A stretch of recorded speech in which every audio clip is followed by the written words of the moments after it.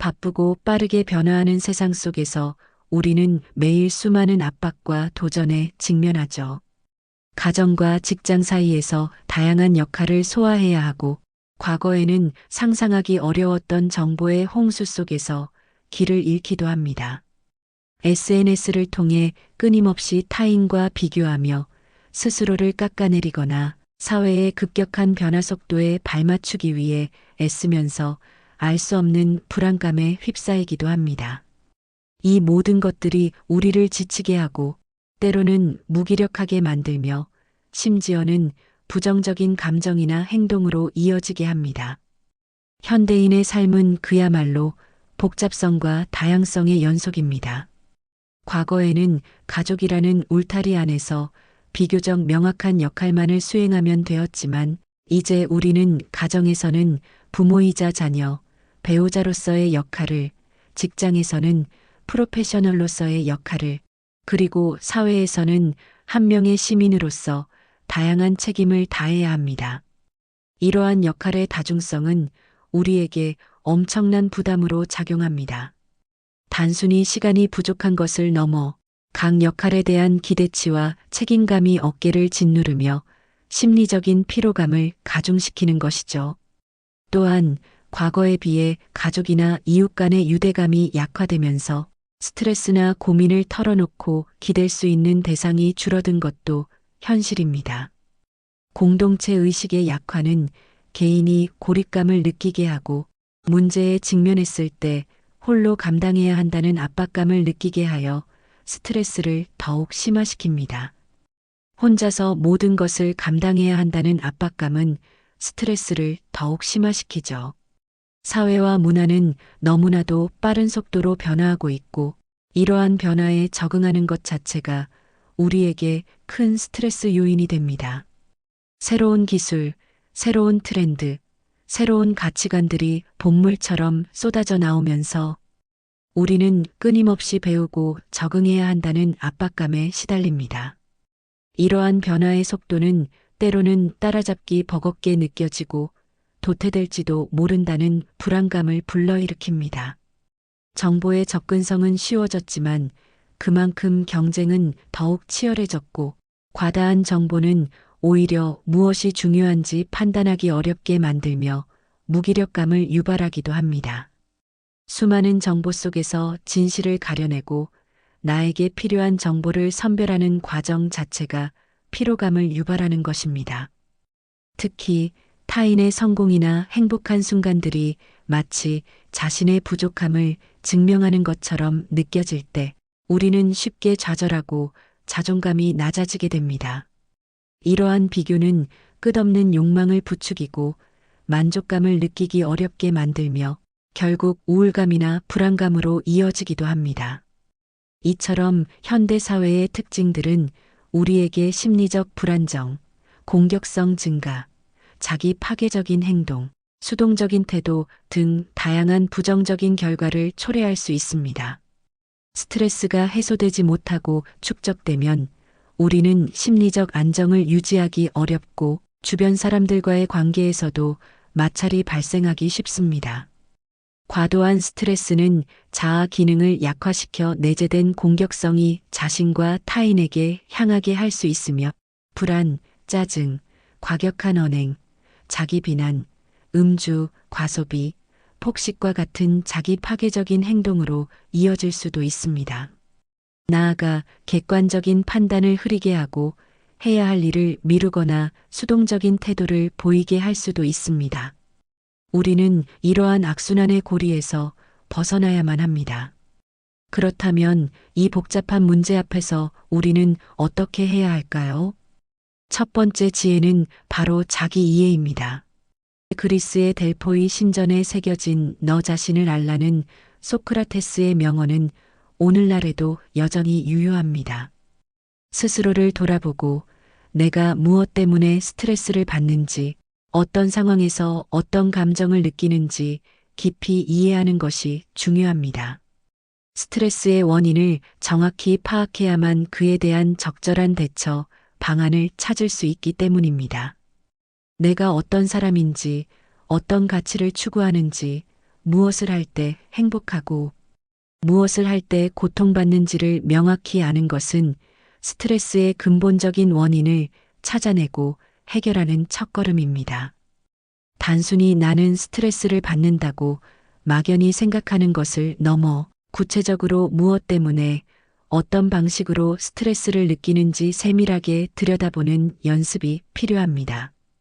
예를 들어 완벽주의 성향 때문에 작은 실수에도 자책하며 스트레스를 받는지, 아니면 타인의 시선에 지나치게 신경 쓰느라 피로를 느끼는지 등을 파악하는 것이죠. 이러한 자기 이해는 자신을 비난하거나 판단하기 위함이 아니라 오롯이 자신을 객관적으로 관찰하고 수용하기 위한 과정입니다.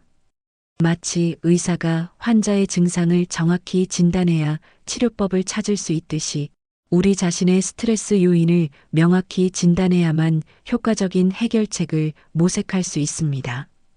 두 번째 지혜는 전환 활동과 취미를 통한 능동적인 대처입니다. 철학자 에픽테토스는 우리를 괴롭히는 것은 일어나는 일 자체가 아니라 일어나는 일에 대한 우리의 생각이다라고 말했습니다. 우리는 스트레스의 원인을 완전히 제거할 수 없을 때가 많습니다. 하지만 그 스트레스에 대한 우리의 반응은 조절할 수 있습니다. 자신만의 스트레스 해소 방안, 즉 전환 활동이나 취미를 마련하여 문제의 반복을 예방하는 것이 중요합니다. 이는 단순히 시간을 때우는 것이 아니라 의식적으로 스트레스로부터 벗어나 재충전하는 시간을 갖는 것을 의미합니다. 예를 들어 운동, 독서, 음악 감상, 명상, 그림 그리기, 악기 연주 등 자신에게 맞는 활동을 찾아 규칙적으로 실천하는 것이 좋습니다. 이러한 활동들은 정신적인 에너지를 전환시키고 새로운 관점을 얻게 하며 궁극적으로는 스트레스 상황을 더 잘 관리할 수 있는 회복력을 길러줍니다. 취미 활동은 우리의 뇌가 문제 해결 모드에서 벗어나 휴식하고 창의적인 에너지를 얻을 수 있도록 돕습니다. 바쁜 일상 속에서 잠시 멈춰서서 자신만을 위한 시간을 가지는 것은 결코 사치가 아니라 스트레스를 현명하게 관리하고 삶의 질을 높이는 필수적인 투자입니다. 이러한 활동을 통해 우리는 스트레스를 유발하는 외부 자극으로부터 잠시 벗어나 내면의 평화를 되찾고 삶의 활력을 불어넣을 수 있습니다. 세 번째 지혜는 긍정적 사고의 힘입니다. 니체는 나를 죽이지 못하는 고통은 나를 더욱 강하게 만든다고 말했습니다. 시련과 역경 속에서도 나는 해낼 수 있다는 긍정적인 마음가짐으로 희망을 잃지 않는 것이 중요합니다. 물론 무조건적인 낙관주의를 말하는 것이 아닙니다. 현실을 직시하되 그 안에서 긍정적인 면을 찾으려는 노력, 그리고 해결책을 모색하려는 의지를 가지는 것입니다. 긍정적 사고는 단순한 감정 상태를 넘어 우리의 태도와 행동에 지대한 영향을 미칩니다.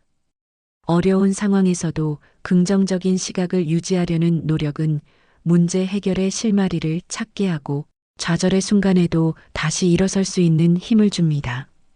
이는 자기 효능감을 높이고 더 나은 결과를 향해 나아갈 수 있는 원동력이 됩니다. 또한 감사하는 마음을 가지는 것도 긍정적 사고를 함양하는 좋은 방법입니다. 우리가 가진 것에 감사하고 작은 성취에도 기뻐할 줄 아는 태도는 삶의 만족도를 높이고 스트레스에 대한 저항력을 키워줍니다.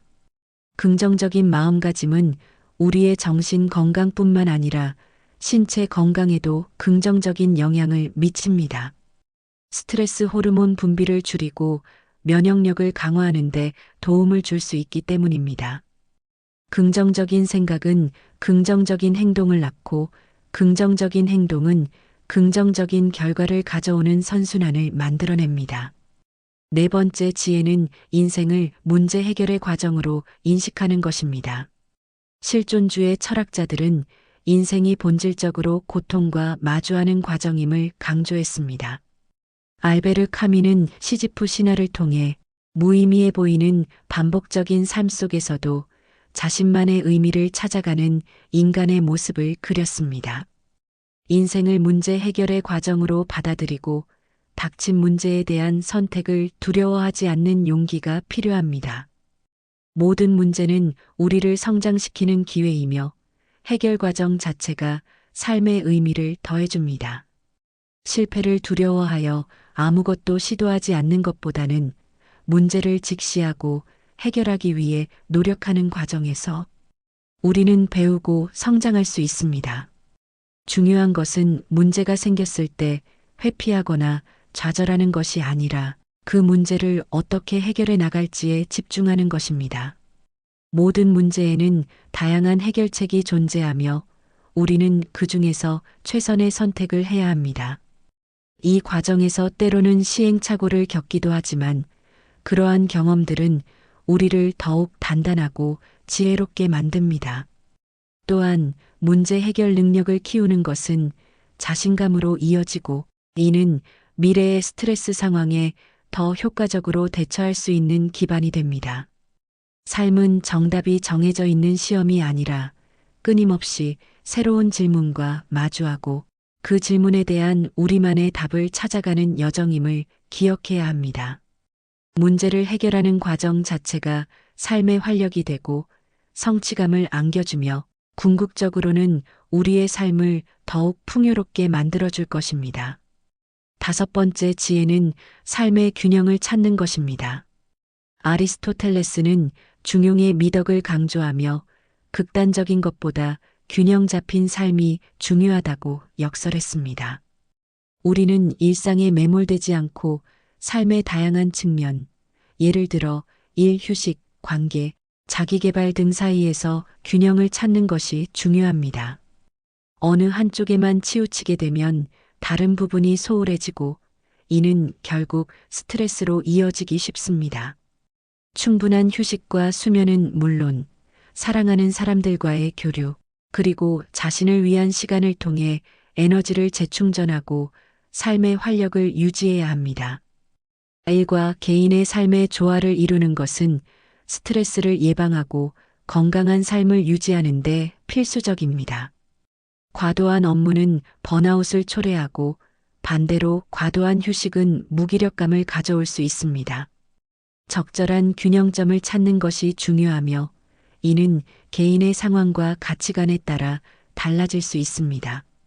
자신에게 맞는 최적의 균형점을 찾기 위해 끊임없이 탐색하고 조정하는 노력이 필요합니다. 예를 들어 주중에는 열심히 일하되 주말에는 가족과 함께 시간을 보내거나 취미 활동에 몰두하는 식으로 삶의 균형을 유지할 수 있습니다. 이러한 균형 잡힌 삶은 스트레스에 대한 면역력을 강화하고 삶의 만족도를 높이며 전반적인 행복감을 증진시킬 것입니다. 삶의 여러 요소들이 조화를 이룰 때 우리는 비로소 온전하고 충만한 삶을 영위할 수 있습니다. 우리는 모두 삶이라는 여정을 걷고 있습니다. 이 여정에는 햇살 가득한 날도 있지만 거친 폭풍우가 몰아치는 날도 분명히 존재합니다. 스트레스는 피할 수 없는 삶의 일부이지만 우리가 어떻게 바라보고 어떻게 대처하느냐에 따라 그 성격이 완전히 달라질 수 있습니다.